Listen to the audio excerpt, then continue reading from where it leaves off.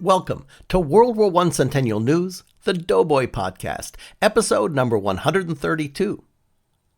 The Doughboy Podcast is about what happened 100 years ago, during and after the war that changed the world.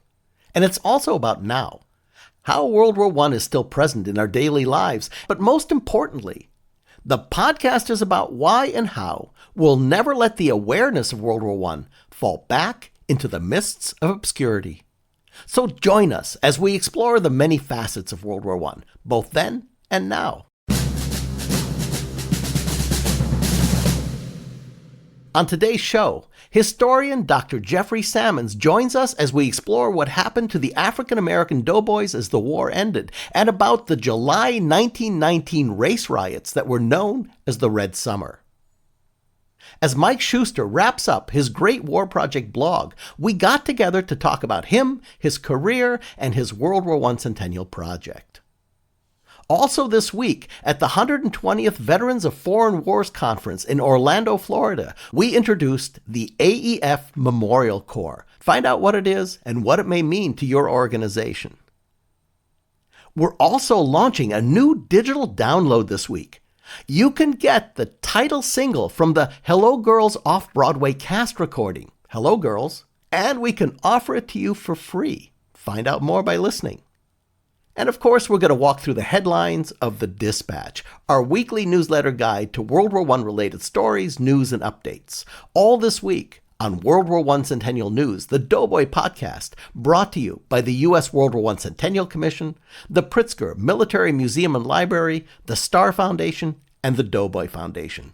I'm Theo, the Chief Technologist for the Commission and your host. Welcome to the show.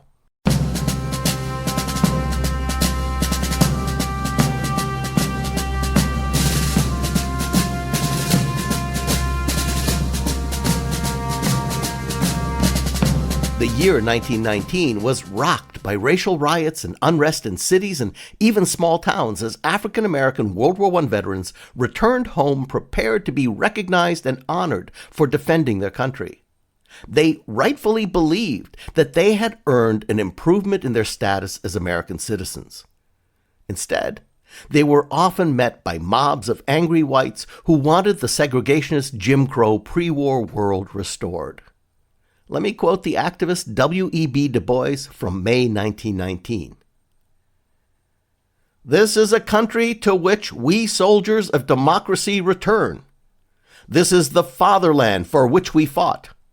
It is our fatherland. It was right for us to fight. The faults of our country are our faults. Under similar circumstances, we would fight again.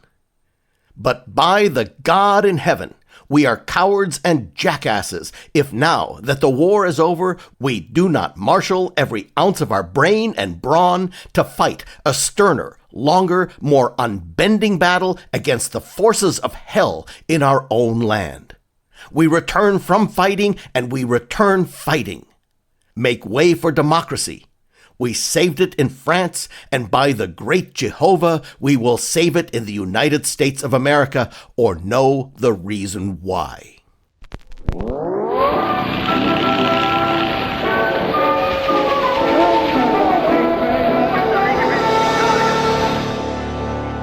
To explore what has come to be known as the Red Summer of 1919, we're joined by historian Dr. Jeffrey Sammons, a member of the U.S. World War I Centennial Commission's Historical Advisory Board, and whose area of research and interest include African American history and military history.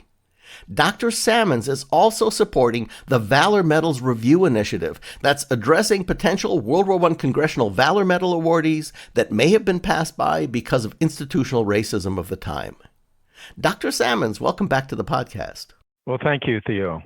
Dr. Sammons, the last time that you joined us on our show, it was in February of 2018, we spoke about the very diverse nature of the doughboys being trained and sent to France. Now they're coming home. Can you remind our audience of the segregationist policies in our 1919 military? Well, the units of the 92nd and 93rd Divisions were almost entirely black with the exception of white officers. There's an interesting irony here that we think of Reconstruction as this very racially progressive time in American history. But the segregated army actually began in Reconstruction in 1866. They had anticipated having some 6 units. It ended up being 4, the 9th and 10th Cavalry and the 24th and 25th Infantry.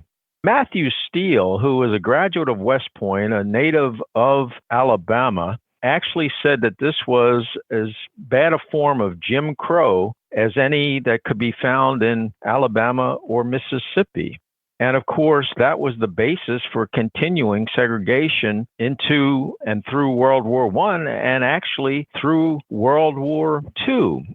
And the military was not integrated on the ground until the Korean War in around 1951, despite the executive order by Harry Truman in 1948 that was starting the integration process.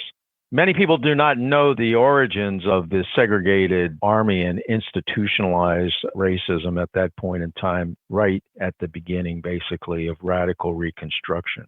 I know that people think of the Harlem Hellfighters, and more accurately, the Harlem Rattlers, when they think about African-American service in World War I. But there were major units from the Midwest and other areas as well, right? Yes, there were units and also members of the 369th that had soldiers coming from Texas, Virginia, etc.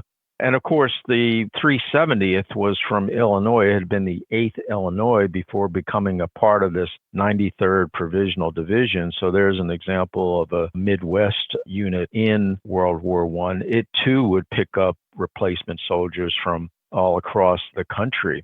One of the things we also have to recognize is that there were only about 40,000 Black combatants during World War I. So most of the 400,000 Blacks who were in the American Army in World War I were in service labor units. And many of those were held basically in work camps on this side of the Atlantic. So they weren't even overseas. And it's my understanding that the conditions in these work camps were horrendous. So that's a story that needs more telling as well. So now these men come home. What happens when they get home? You know, in New York, there's a memorable parade in which the 369th Regiment marched alone. And what's really interesting about that parade is that many said that this was a day in which racism ceased to exist in New York City. Of course, there were many whites who were witnesses to the parade and cheering these men on. And I would say that the spectators probably had more enlightened views than the press, but the press was already demonstrating their concern with whether these men would go back to the status quo ante. Would they accept a segregated America after they had seen something different in their treatment in Europe? But the objective is to keep these men in the place that they were before the war. And of course, soldiers become targets of individual and mass violence because they're seen as a threat to the established social order. Now we get to the summer of 1919 and riots start and then grow and expand. What happened over the summer? Blacks become sort of internal enemies, that they're threatening the established order just as anarchists would or communists would. And of course, one of the prime sites of the violence in summer of 1919 was in Chicago. The catalyst was an incident in which these young Black men were swimming in an area that was designated as white. One of them was hit by a stone thrown by this white man. This child died, but there had already been tension because of the Great Migration in which Blacks had come from the South to the North to find work and also to escape the racial oppression in the South. There were issues of labor. Blacks were used as strike breakers against unions, which didn't allow them to be members. There was residential tensions and Blacks moving into white neighborhoods. So with all these forces coming together, we have the perfect storm. How big was not only the destruction, but the loss of life during all this? Well, I know in Chicago, I think 38 Blacks died. and maybe in the teens for whites, which was unusual because most of these riots were very one-sided in terms of the loss of black life versus white life. But that riot, according to William Tuttle, who wrote a book called Race Riot about the Chicago riot, said it was what he considered to be the ideal riot or the ecological riot, in which there was basically blacks not allowing themselves to be massacred. I don't have the numbers offhand, but I think it was well over 200 blacks who died in the riots of 1919. And of course, there would be one later that is directly connected to World War I in Tulsa, Oklahoma in 1921, in which black soldiers defended the black community against the marauders in the white community.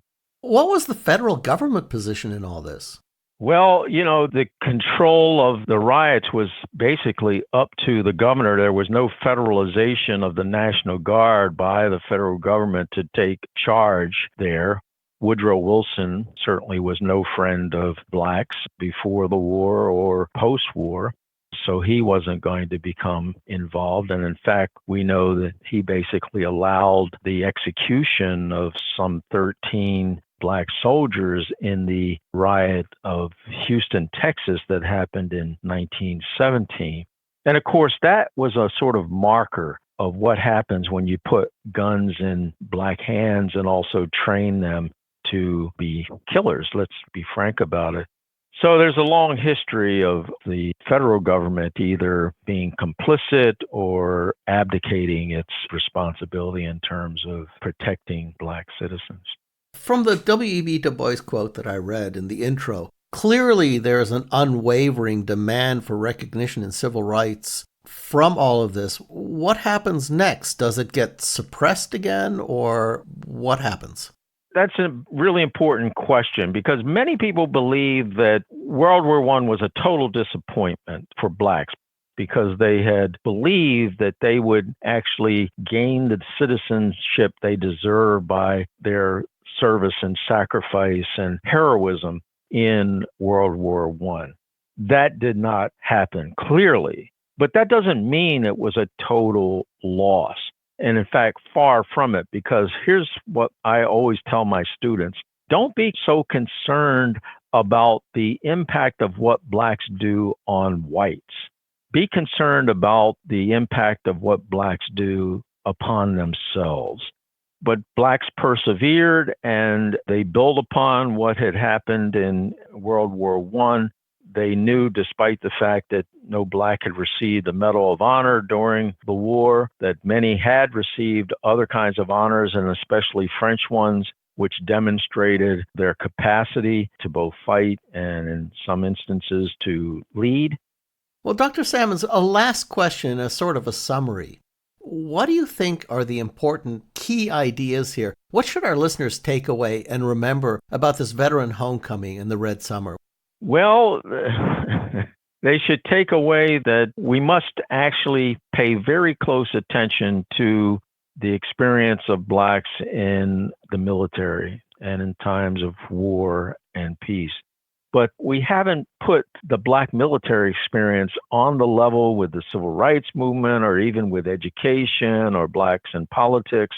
And I don't think there's an institution that is more important to the black freedom struggle than the military, and to questions of segregation and discrimination, but also in terms of demonstration of capacity and to be able to, as William Pickens put it, the famous NAACP activist and writer, that World War I allowed blacks to perform on a world stage and to demonstrate what they were capable of doing in ways that nothing else could.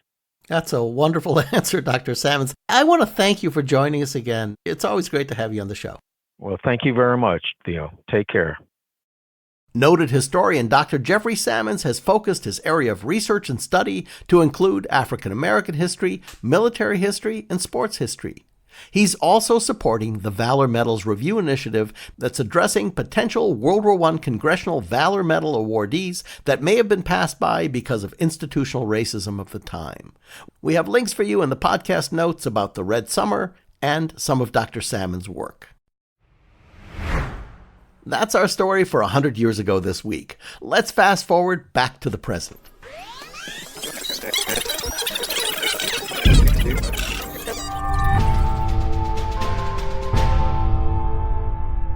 During this part of the podcast, we explore how World War I has been and is being remembered and commemorated in the present.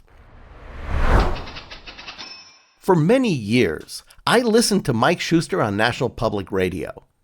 Mike was the correspondent that they would send to Tehran, Islamabad, Berlin, Moscow, Israel, to the West Bank. He witnessed the fall of the Berlin Wall in 1989. He and his team won a Peabody Award for their coverage of 9/11. Mike produced award-winning coverage of the U.S. invasion of Iraq, and he reported on armed conflicts in Georgia and other former republics of the Soviet Union. Mike spoke with the men and the women on the street, the soldiers in the field, and with the heads of state with equal ease. So it's been my privilege to have Mike Shuster as a regular segment host on this podcast from the time that we launched it in the beginning of 1917, all the way through the signing of the Treaty of Versailles. Now, Mike is wrapping up his Great War Project blog, and sadly, we won't be graced with his posts going forward. We couldn't just stop without talking about it, so Mike and I sat down together, virtually of course, and had a wonderful chat about his career, his project, and our work together over these past couple of years. Mike, our listeners know and love you for your weekly segments on the podcast, but a lot of them and I were fans of yours on NPR long before you came on the show.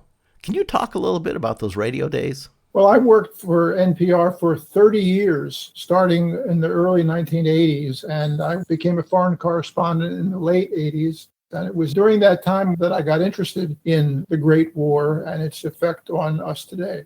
How did that happen? How did you get interested? Well, it just turned out, you may remember that in 1989, the Berlin Wall fell and all sorts of changes were taking place in Europe and the Middle East as well. And the way it affected me initially is that I was sent out not knowing much about World War I or the details of these experiences.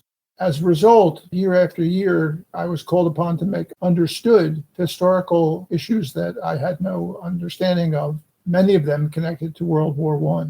You did a lot of reporting from the Middle East as well, right?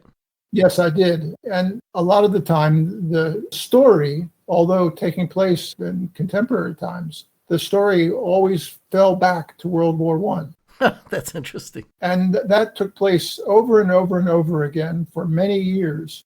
Gradually, bit by bit, I learned about World War I. I had to make sense out of it and its effect on current issues today.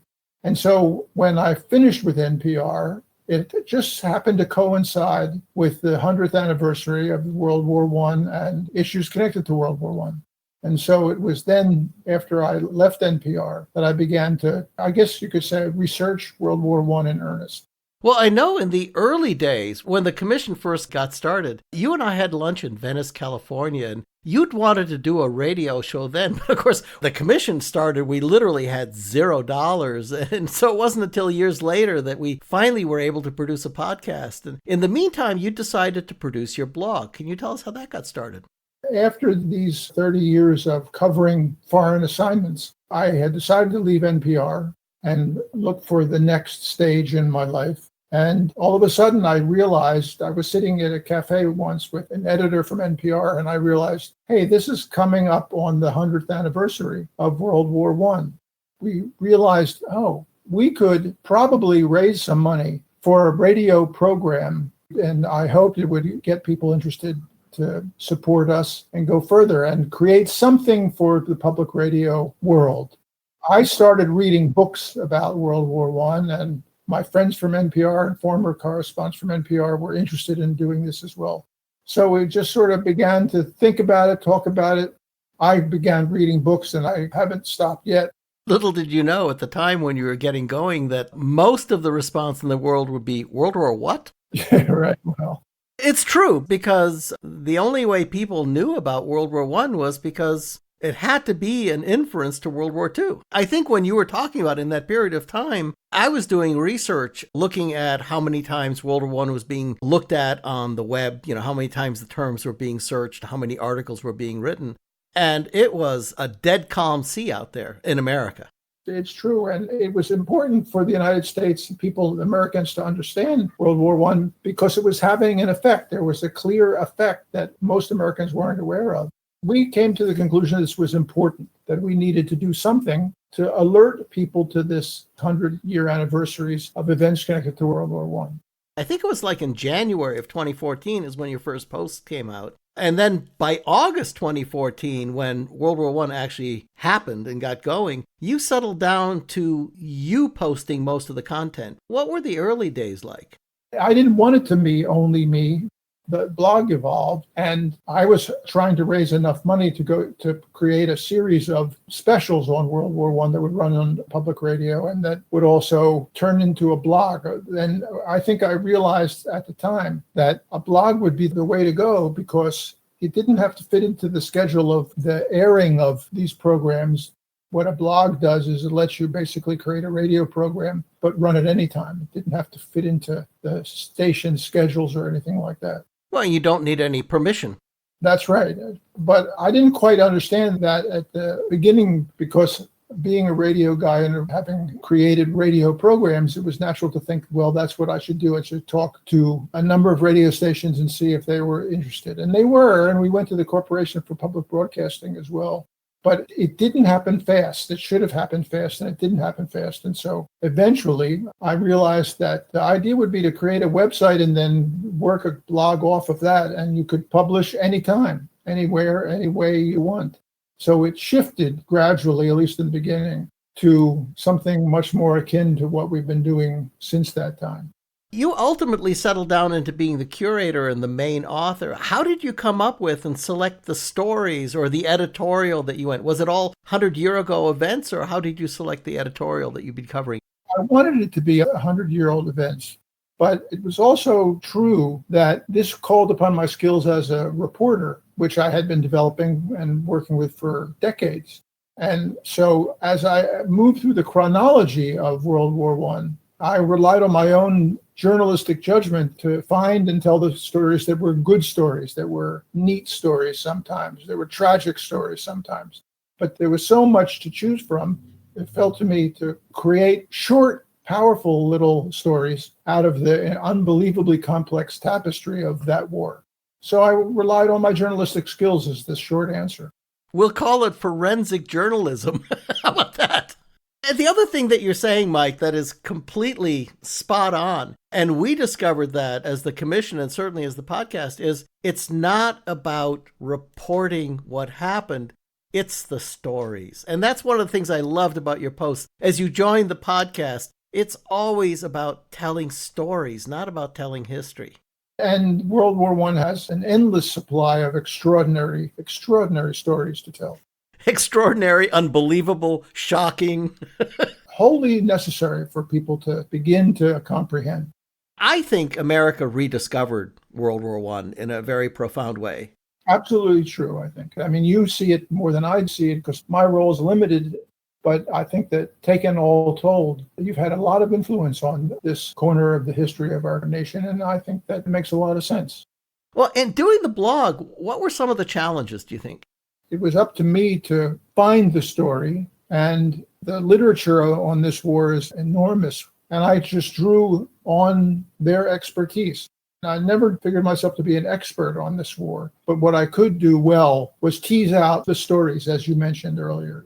When we started approaching April of 1917, a guy we both know, that's the executive director of the commission, Dan Dayton, turned to me and said, look, we've been doing these telephone calls that were just kind of letting state organizations and commissioners sort of talk about what we were doing for the commemoration. But he said, it's time to do something public facing, and I went, Dan, there's not a chance we can do television. It's way too expensive. But how about a podcast?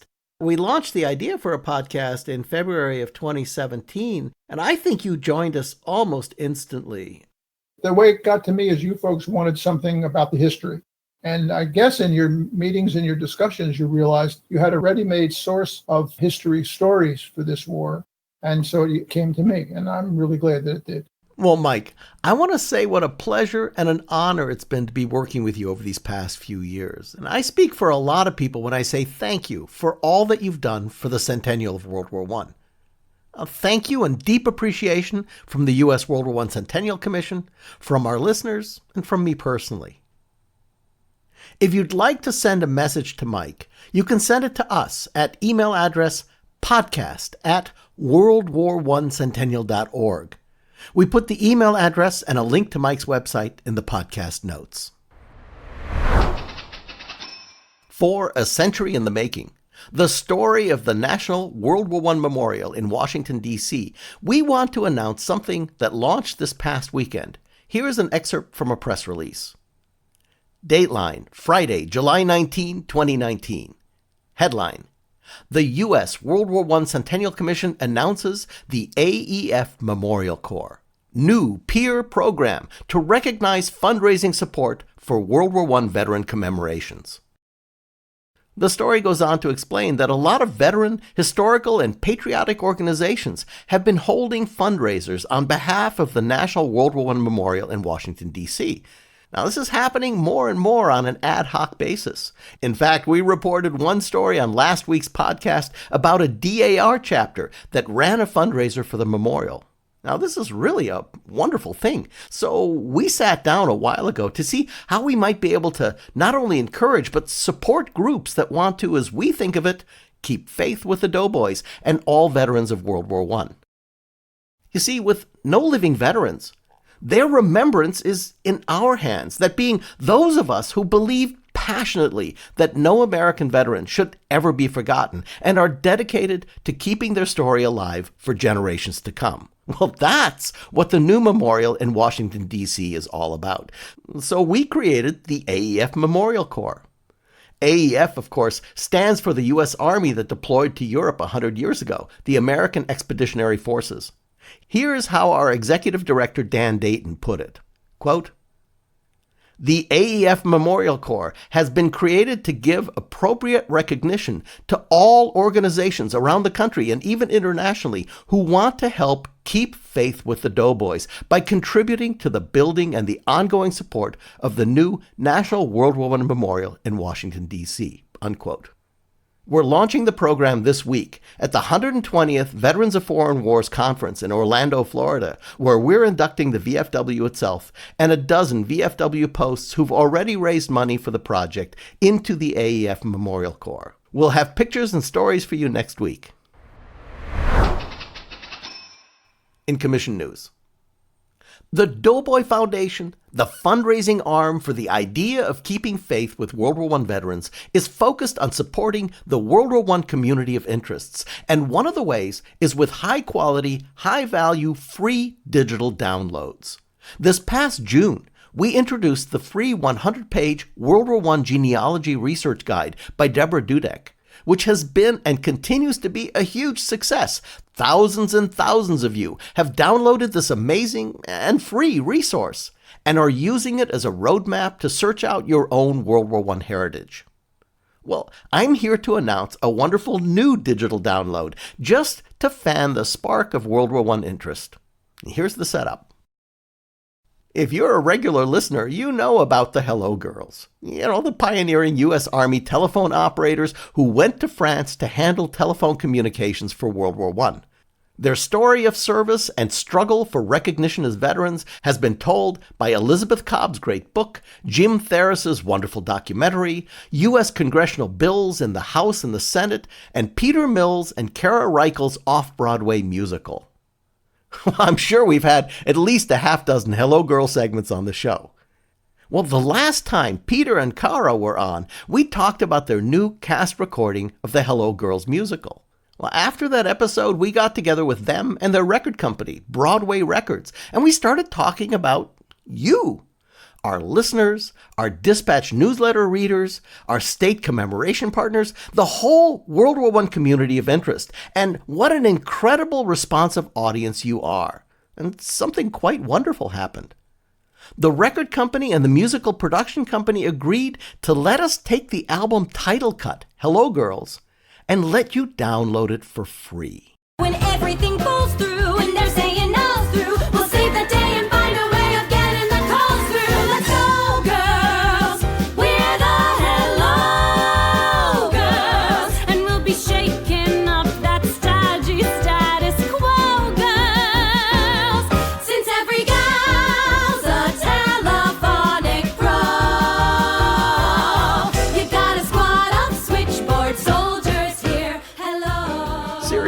They're so excited about the feedback from the people who've listened to the album that they figured that if our community of interest got to listen to the title cut, well, of course you go buy the album. And I think they're right. The album is more than just the music. There's enough spoken story from the show in it that listening to the album is really the whole Hello Girl story in musical form. So hurry up and get your copy of the single and take a listen to it for yourself. It's really wonderful. The single is a delight, and the album is a great ride for your ears and soul. Ready for the link? It's the regular old www.cc.org/hello. All lowercase. That's www.1cc.org/hello. And of course, we have a link to the single download page in the podcast notes. And that brings us to articles and posts, where we select stories that you'll find in our weekly newsletter, The Dispatch. The Dispatch points to online articles with summary paragraphs and links, providing a rich resource to World War I news and activities. This week, our first two stories were written and published by two incredible young people who interned at the U.S. World War I Centennial Commission this summer. Headline: Tompkins County, New York, and Cornell University had outsized World War I roles. What could this rural county have done to contribute to World War I efforts? Well, while spending time as an intern at the United States World War I Centennial Commission this summer, Katie Hammer decided to answer this very question. Quote, "While I never paid much attention to the history of Tompkins County besides what I knew from family stories," said Katie, who decided to use draft cards from two of her relatives as jumping off points, "what I found amazed me." Another intern publication. Headline: Honoring Americans who served in Canadian forces during World War I. It wasn't until April of 1917 that the United States entered the First World War. Despite America's delayed entry into the war, young Americans had gone north of the border to Canada to join the war effort. Canada joined the war in August of 1914 as part of the British Empire, and as such began to mobilize young troops and send them overseas. U.S. World War I Centennial Commission intern Josh Baker noted that after the war ended, quote, "there needed to be a special way in which the Canadian government could thank all of those young Americans who fought with Canadian units during the First World War. The result of that led to the Canadian Cross of Sacrifice that's located at Arlington National Cemetery in Washington, D.C. Okay, now for you teachers. Headline: National History Day's new World War I seminar is a scholarship opportunity. National History Day, NHD, is excited to be offering scholarships for our World War I webinar series this fall, Legacies of World War I. The Autumn World War I webinar series is offering free tuition and credit for 2 teachers from every NHD affiliate. Through the program, teachers can earn a Certificate of Professional Development hours or 3 graduate extension credit units from the University of San Diego. But hurry, applications for scholarships are only going to be accepted through July 30th, coming up soon. Albany marks Sergeant Henry Johnson Day. City officials of Albany, New York, observed the 3rd Henry Johnson Day last month. The day was established to honor World War I hero Sergeant Henry Johnson on the 102nd anniversary of his enlistment. The Albany man was part of the all-black 369th Infantry Regiment, and his actions in May of 1918 posthumously earned him the Medal of Honor. It was President Barack Obama that bestowed the highest military honor an American soldier can receive on Johnson in a White House ceremony on June 2, 2015. And here's one of my favorites of the week. Maryland World War I Ghost Fleet Cemetery, now a National Marine Sanctuary. An area in Maryland that's home to abandoned World War I era steamships has been designated a new National Marine Sanctuary. The National Oceanographic and Atmospheric Administration, the state of Maryland, and Charles County announced the Mallows Bay Potomac River National Marine Sanctuary on Monday. Mallows Bay is known for its, quote, ghost fleet because of its partially submerged remains of more than 100 wooden steamships that were built in response to the shipping needs of World War I. Now, we plan to follow this one up with a podcast segment really soon. And our last story this week, new podcast series focuses on the World War I Paris peace process from University College London. University College London Institute of Education, working with Chrome Radio, and our show friends and multi-time guests Sir Hugh Strawn and Catriona Oliphant, along with Simon Bendry, have begun working on, quote, Peacemaking in Paris, a podcast series. It's bound to be really good. Access the full-length versions of all these wonderful stories and more through the summary paragraphs and links that you'll find in our weekly dispatch newsletter. It's our short and easy guide to lots of World War I news and information. Subscribe to this wonderful free weekly guide at ww1cc.org/subscribe, all lowercase. Or, of course, you can follow the link in the podcast notes. And that wraps up episode number 132 of World War I Centennial News, the Doughboy Podcast. Thank you for listening. We want to thank our great guests, crew, and supporters, including Jeffrey Sammons, historian, Mike Shuster, curator for the Great War Project blog, and a wonderful friend of the Centennial. Thanks to Juliet Kowal, the line producer, Mac Nelson and Tim Crow, our interview editing team, Dave Kramer for his research and writing, J.L. Michaud for research and web support, and I'm Theo Mayer, your producer and host.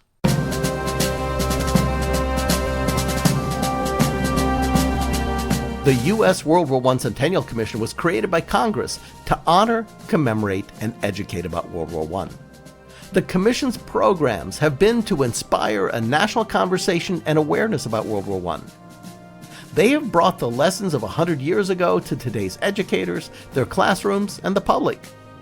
They've helped to restore World War I memorials in communities of all sizes around the country, and they're building America's National World War I Memorial in Washington, D.C. We want to thank the Commission's founding sponsor, the Pritzker Military Museum and Library, as well as our other sponsors, the Star Foundation and the Doughboy Foundation. The podcast and a full transcript of the show can be found on our website at ww1cc.org/CN. That's Charlie Nancy.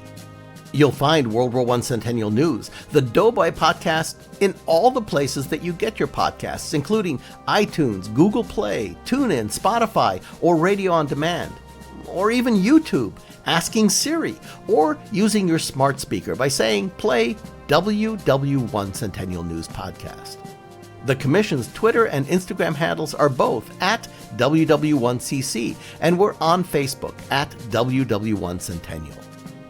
Thank you for joining us, and don't forget, you can help keep the story alive for America by contributing to the memorial, which stands to tell the story for generations to come. Just text the letters WWI or WW1 to the phone number 91999. You can make a contribution of any size. Hello, girls. Well, what do you know? Girls!